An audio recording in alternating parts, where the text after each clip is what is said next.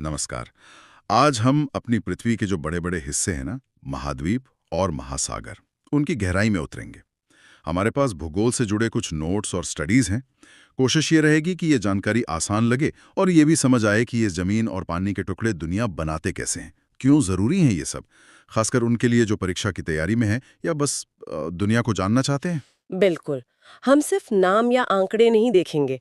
मतलब कौन कहाँ है, कितना बड़ा है, लोग कितने हैं, ये तो है ही।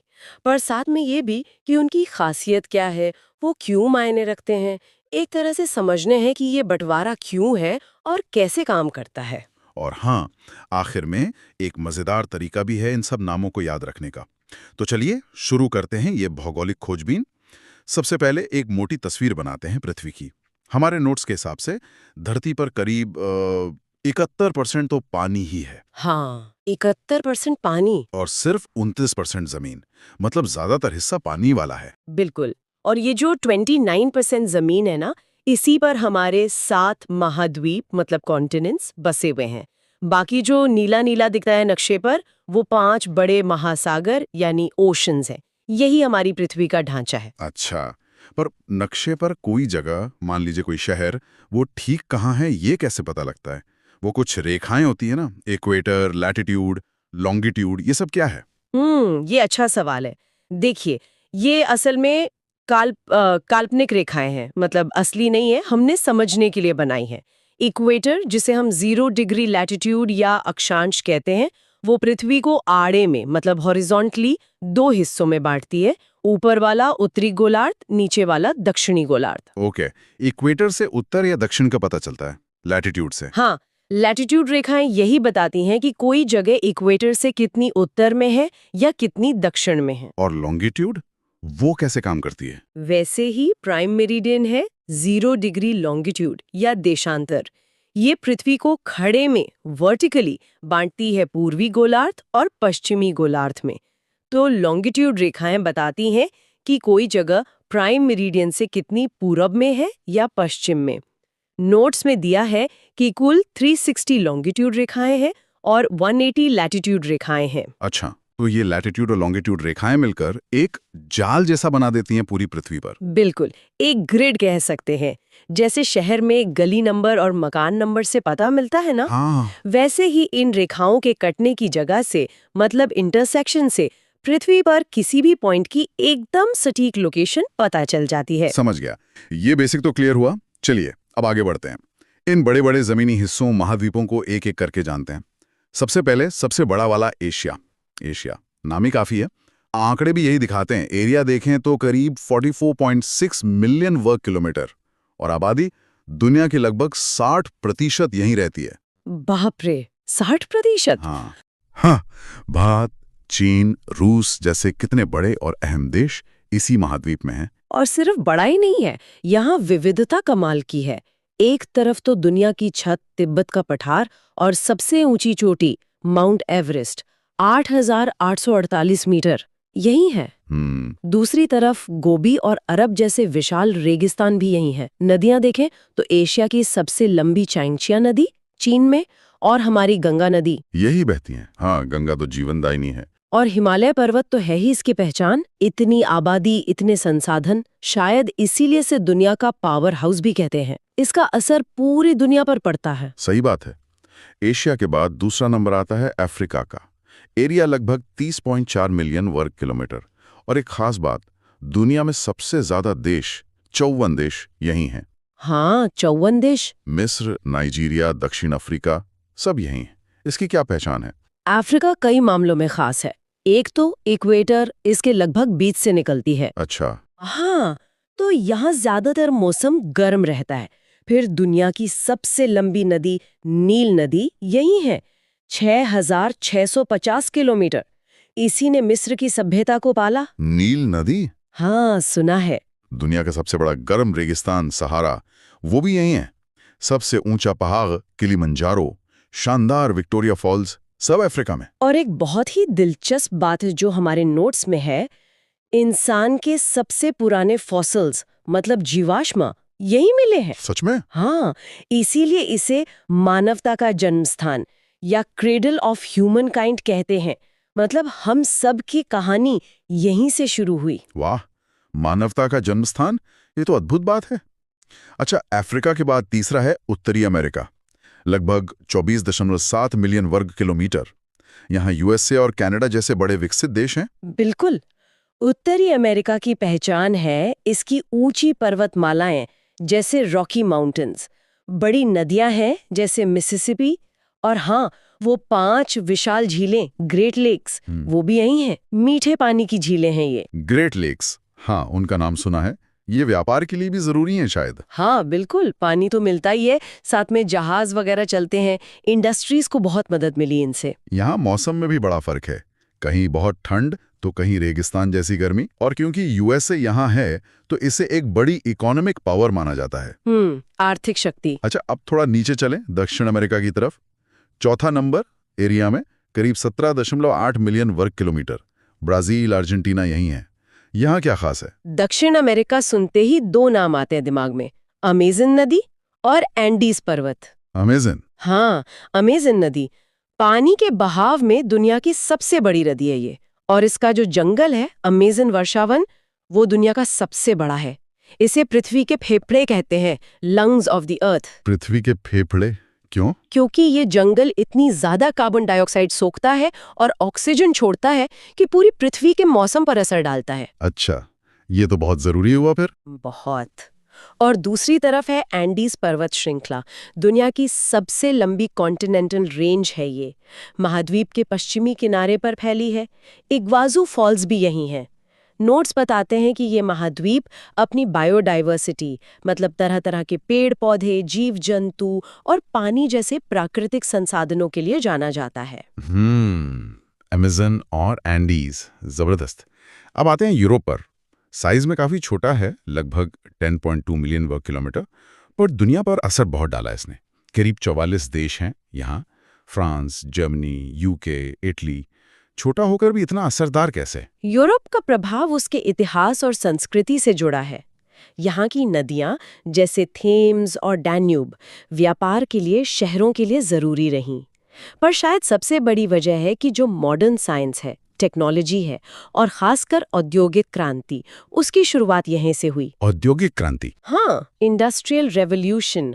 18वीं 19वीं सदी में जो स्टीम इंजन बने, फैक्ट्रियां लगी, उसने सिर्फ यूरोप नहीं पूरी दुनिया को बदल दिया। आज भी आप देखें तो एजुकेशन, हेल्थ, लिविंग स्टैंडर्ड में यूरोप काफी आगे है। अच्छा, तो औद्योगिक क्रांति की वजह से इसका इतना प्रभाव रहा। ठीक है। अब वो महाद्वीप जो सबसे छोटा है, करीब 8.6 मिलियन वर्ग किलोमीटर, और मजे की बात, ये एक देश भी है, ऑस्ट्रेलिया। ऑस्ट्रेलिया बिल्कुल अलग है। इसका अंदर का ज्यादातर हिस्सा सूखा रेगिस्तान है, जिसे आउटबैक कहते हैं। आउटबैक? हाँ, लेकिन इसके उत्तर पूर्वी किनारे पर दुनिया की सबसे बड़ी कोरल रीफ है, ग्रेट बैरियर रीफ, हजारों किलोमीटर लंबी। समंदर के नीचे एक अलग ही दुनिया है वहाँ। और दूसरी खास बात, यहाँ के जानवर, कंगारू, कोआला, प्लैटिपस, ये दुनिया में और कहीं नहीं मिलते अपने आप। हाँ, कंगारू तो ऑस्ट्रेलिया की पहचान ही है। ऐसा क्यों है कि ये जानवर वहीं मिलते हैं? क्योंकि ये महाद्वीप लाखों सालों तक बाकी दुनिया से कटा रहा, अलग थलग, तो यहाँ जीवन अलग तरह से विकसित हुआ। अच्छा, दिलचस्प है। और अब आखिरी महाद्वीप, सबसे ठंडा, सबसे बर्फीला, और जहां कोई रहता नहीं, अंटार्कटिका। एरिया में 5वां है, करीब 14 मिलियन वर्ग किलोमीटर। पर लोग क्यों नहीं रहते यहाँ? बर्फ। इसका जवाब है बर्फ। अंटार्कटिका का करीब 98% हिस्सा बर्फ की मोटी चादर से ढका है। कहीं कहीं तो ये चादर 2 किलोमीटर से भी ज्यादा मोटी है। 2 किलोमीटर मोटी बर्फ? हाँ, और ठंड इतनी कि तापमान हमेशा 0 से नीचे रहता है। इसलिए इंसान वहां बस नहीं सकता। यहाँ कोई देश भी नहीं है। 1961 में एक संधि हुई थी, अंटार्कटिक ट्रीटी। उसके तहत ये जगह सिर्फ साइंस और शांति के लिए रखी गई है। मतलब अलग-अलग देश यहाँ अपने रिसर्च स्टेशंस चलाते हैं। वैज्ञानिक यहाँ मौसम, ग्लेशियर, अंतरिक्ष, इन सब पर स्टडी करते हैं। पेंगुइन वगैरह यहीं रहते हैं। ये पृथ्वी की सबसे बड़ी नेचुरल लैब है, कह सकते हैं। एक बर्फीली लैब। तो ये हो गए 7 महाद्वीप, सब अपनी अपनी जगह खास। अब जरा उस 71% हिस्से को देखते हैं जो पानी है, महासागर। नोट्स के हिसाब से 5 मुख्य महासागर हैं। और सबसे गहरा है पैसिफिक ओशन। प्रशांत महासागर।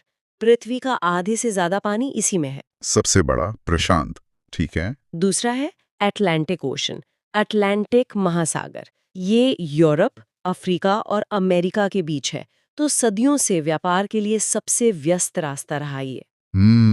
व्यापार मार्ग। तीसरा है इंडियन ओशन, हिंद महासागर। ये अकेला महासागर है जिसका नाम किसी देश पर है, हिंदुस्तान यानी भारत पर। ये एशिया, अफ्रीका, ऑस्ट्रेलिया को जोड़ता है। हिंद महासागर भारत के नाम पर, ये तो गर्व की बात है। बिल्कुल। चौथा है सदर्न ओशन, दक्षिणी महासागर। ये अंटार्कटिका के चारों तरफ है। इसे हाल ही में अलग महासागर माना गया है क्योंकि इसका पानी और इसकी धाराएं थोड़ी अलग हैं। अच्छा, इसे नया माना गया है। हाँ, अपेक्षाकृत नया है। और पांचवा सबसे छोटा और ठंडा है आर्कटिक ओशन, आर्कटिक महासागर। ये उत्तरी ध्रुव के पास है और ज्यादातर समय बर्फ से ढका रहता है। यहाँ ये समझना बहुत जरूरी है कि ये महासागर सिर्फ पानी नहीं है, ये पृथ्वी के क्लाइमेट को कंट्रोल करते हैं, एक तरह से एसी का काम करते हैं। एसी का काम कैसे? इनकी जो धाराएं हैं ना, करंट्स, वो गर्म पानी को इक्वेटर से ध्रुवों की तरफ ले जाती हैं और ठंडा पानी वापस लाती हैं। इससे पूरी दुनिया का तापमान बैलेंस रहता है। बारिश, बादल, मौसम सब कुछ काफी हद तक इन्हीं महासागरों पर निर्भर करता है। इनके बिना शायद पृथ्वी पर जीवन ही न होता जैसा हम जानते हैं। मतलब जमीन रहने के लिए और पानी जीने लायक मौसम बनाने के लिए गजब का तालमेल है। चलिए इन पांचों महासागरों की गहराई और विशेषताओं को और करीब से समझते हैं, एक एक करके। ठीक है, तो शुरुआत करते हैं सबसे बड़े और शायद सबसे प्रभावशाली महासागर से, प्रशांत महासागर यानी पैसिफिक ओशन। प्रशांत। इसका नाम का मतलब है शांतिपूर्ण। लेकिन क्या यह वाकई शांत है? जानकारी तो कुछ और कहती है, जैसे तेज लहरें, भूकंपीय हलचलें। हाँ, ये नाम और हकीकत का एक दिलचस्प विरोधाभास है। असल में पुर्तगाली खोजकर्ता मैगलन को ये अपनी यात्रा के दौरान थोड़ा शांत मिला था, तो उन्होंने नाम रख दिया। अच्छा, मैगलन ने? हाँ, लेकिन असलियत में ये महासागर रिंग ऑफ फायर के बिल्कुल केंद्र में है। इसके किनारों पर दुनिया के लगभग 75% सक्रिय और निष्क्रिय ज्वालामुखी मौजूद हैं। 75%? हाँ, और लगभग 90% भूकंप भी यहीं आते हैं। ओह। ये सीधे तौर पर महासागर के नीचे जो टेक्टोनिक प्लेटें हैं ना, उनकी भयंकर गतिविधि से जुड़ा है, जहां प्लेटें टकराती हैं या फिर एक दूसरे के नीचे खिसकती हैं। समझ गया। और आकार में तो ये वाकई विशाल है, लगभग 16.5 करोड़ वर्ग किलोमीटर। हाँ, बहुत बड़ा। मतलब ये अकेला ही पृथ्वी के कुल जमीनी हिस्से से भी बड़ा हो गया। बिल्कुल। और गहराई के मामले में भी यही राजा है। पृथ्वी का सबसे गहरा पॉइंट मरियाना ट्रेंच, वो भी इसी में है। हाँ, मारियाना ट्रेंच लगभग 11 किलोमीटर गहरा। 11 किलोमीटर।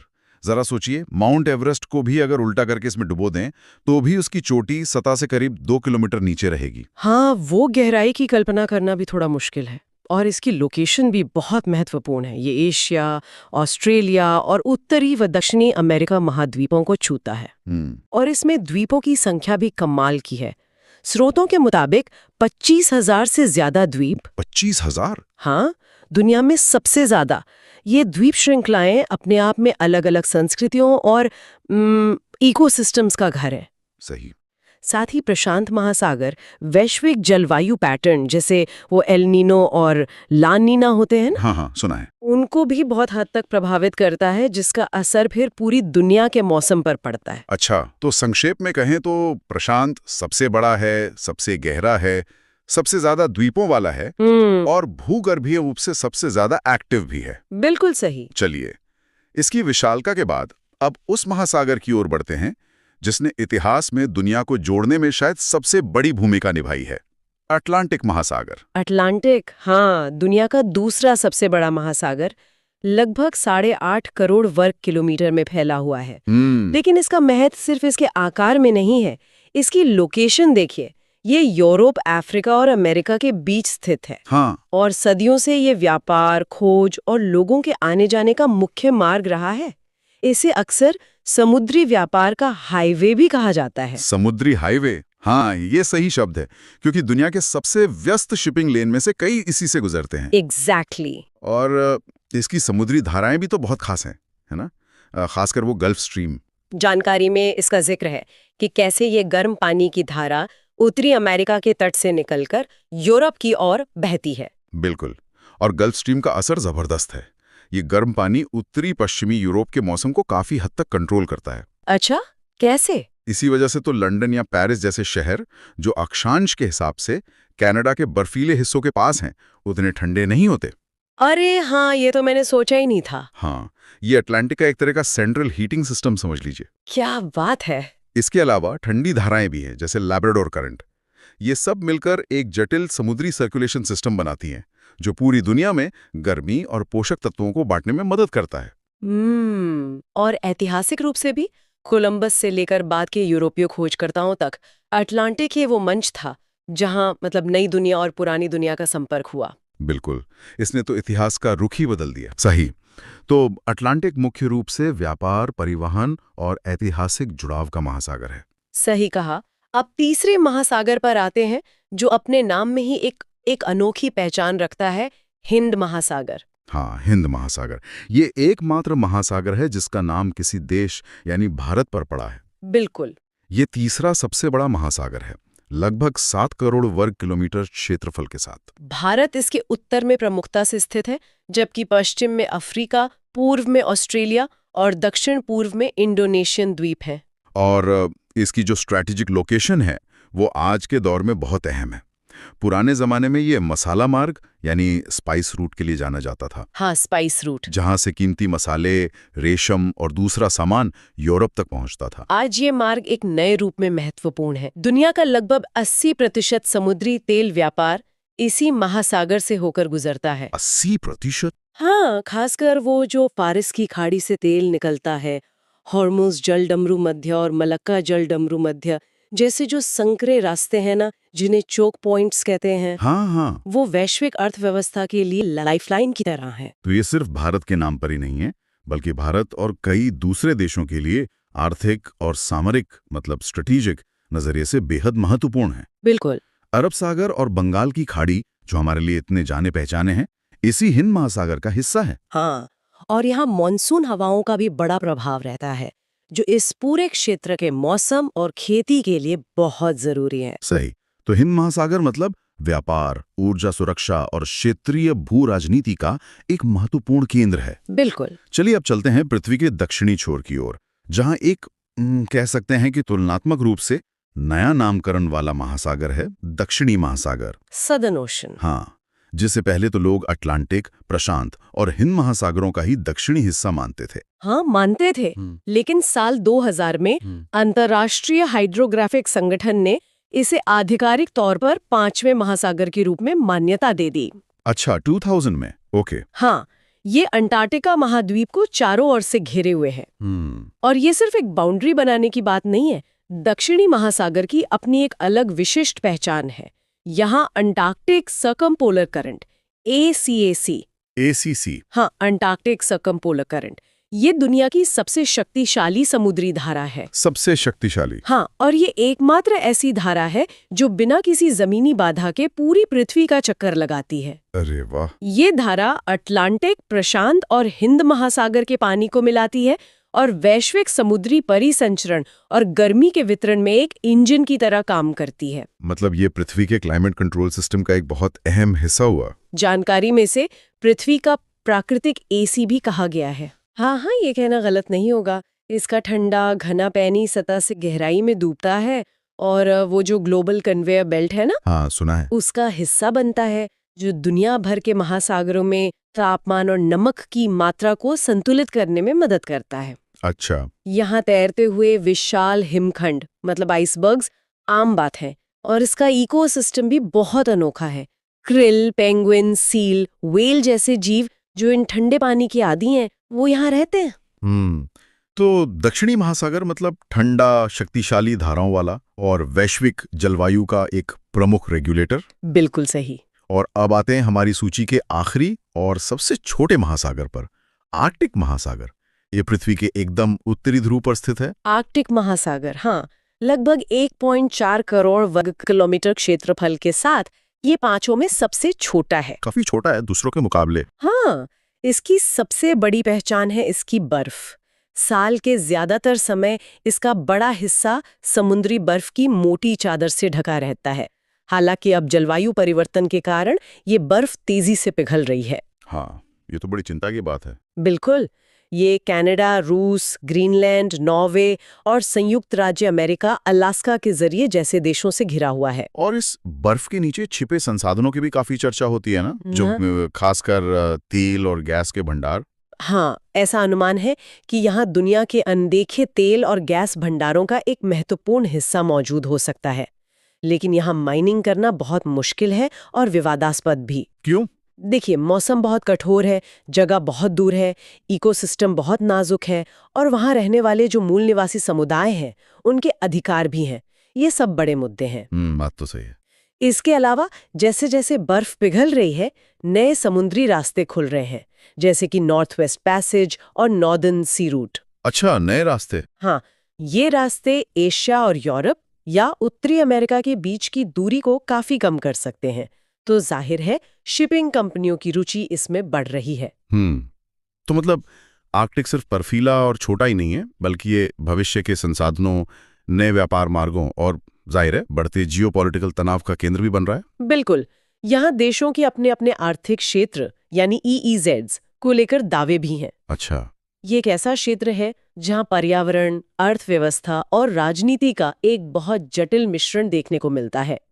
तो संक्षेप में आर्कटिक सबसे छोटा, बर्फीला, उत्तरी ध्रुव पर स्थित, संसाधनों से भरपूर और रणनीतिक रूप से संवेदनशील महासागर है। ठीक है, तो हमने पांचों महासागरों का एक संक्षिप्त लेकिन काफी जानकारी भरा सफर तय कर लिया, प्रशांत की गहराई से आर्कटिक की बर्फ तक। हाँ। अगर हम इन्हें महाद्वीपों से जोड़कर देखें तो तस्वीर और साफ हो जाती है। जैसे प्रशांत एशिया, ऑस्ट्रेलिया और अमेरिका को जोड़ता है। अटलांटिक यूरोप, अफ्रीका और अमेरिका के बीच है। सही। हिंद महासागर एशिया, अफ्रीका और ऑस्ट्रेलिया को छूता है। दक्षिणी महासागर अंटार्कटिका को घेरे और आर्कटिक उत्तरी ध्रुव पर उत्तरी महाद्वीपों से घिरा है। बिल्कुल। और कुछ मुख्य तथ्य जो शायद याद रखने लायक हैं, एक क्विक रिकैप जैसा। सबसे बड़ा महासागर है प्रशांत, सबसे छोटा है आर्कटिक। ठीक है। सबसे गहरा बिंदु मारियाना ट्रेंच प्रशांत में है। भूमध्य रेखा यानी इक्वेटर 3 महासागरों से गुजरती है, प्रशांत, अटलांटिक और हिंद। अच्छा, 3 से? हाँ। ओके। किसी देश के नाम वाला एकमात्र महासागर है हिंद महासागर, भारत के नाम पर। सबसे व्यस्त व्यापार मार्ग वाला है अटलांटिक, वो हाईवे वाला। हाँ। जलवायु का प्रमुख इंजन है दक्षिणी महासागर, अपनी ACC धारा के साथ। और सबसे ज्यादा ज्वालामुखी और भूकंप वाला क्षेत्र है प्रशांत, रिंग ऑफ फायर के कारण। बहुत बढ़िया, ये सारे पॉइंट्स याद रखने में मदद करेंगे। लेकिन इतनी सारी जानकारी, खासकर इन महासागरों के नाम और उनके आकार का क्रम याद रखना थोड़ा मुश्किल हो सकता है। क्या इसका कोई आसान तरीका है, कोई ट्रिक? हाँ, बिल्कुल है। इसके लिए एक बहुत पॉपुलर और आसान मेमोरी ट्रिक है। बस एक शब्द याद रखना है, पैसा। पैसा? जैसे हिंदी उर्दू का शब्द पैसा? हाँ, वही पैसा। अच्छा, ये कैसे काम करता है? बहुत आसान है। इस शब्द का हर अक्षर एक महासागर के नाम का पहला अक्षर है। और कमाल की बात यह है कि ये उनके आकार के घटते क्रम में भी है। अरे वाह, बताइए जरा। देखिए, P = पैसिफिक प्रशांत, ये सबसे बड़ा है। A = अटलांटिक अटलांटिक, ये दूसरा सबसे बड़ा। I = इंडियन हिंद, तीसरा सबसे बड़ा। S = सदर्न दक्षिणी, चौथा सबसे बड़ा। A = आर्कटिक और ये सबसे छोटा। पैसा, प्रशांत, अटलांटिक, हिंद, दक्षिणी, आर्कटिक। और ये आकार के हिसाब से भी है, सबसे बड़े से सबसे छोटे तक। ये तो वाकई शानदार ट्रिक है ना? अब ये क्रम भूलना मुश्किल होगा। ये छोटी छोटी तरकीबें सीखने को वाकई मजेदार बना देती हैं। बिल्कुल, और जटिल जानकारी को सरल बनाना ही तो हमारा उद्देश्य है। तो हमने पृथ्वी के जमीनी हिस्सों यानी 7 महाद्वीपों और जलीय हिस्सों यानी 5 महासागरों का एक खाका समझ लिया है। हाँ, एक बेसिक समझ बन गई है। और ये सिर्फ नाम या नक्शे याद करना नहीं है जैसा आपने कहा, बल्कि ये समझना है कि हमारा ग्रह कैसे एक दूसरे से जुड़ा हुआ है, कैसे ये सिस्टम काम करते हैं और कैसे ये हमारे जीवन को प्रभावित करते हैं। और ये समझ लगातार बदलती भी रहती है, विकसित होती रहती है। जैसे हमने दक्षिणी महासागर की बात की, उसे हाल ही में अलग पहचान मिली, या आर्कटिक का महत्व कैसे बदल रहा है। भूगोल कोई स्थिर विषय नहीं है, ये तो पृथ्वी और उस पर जीवन की एक गतिशील कहानी है। बिल्कुल सही कहा।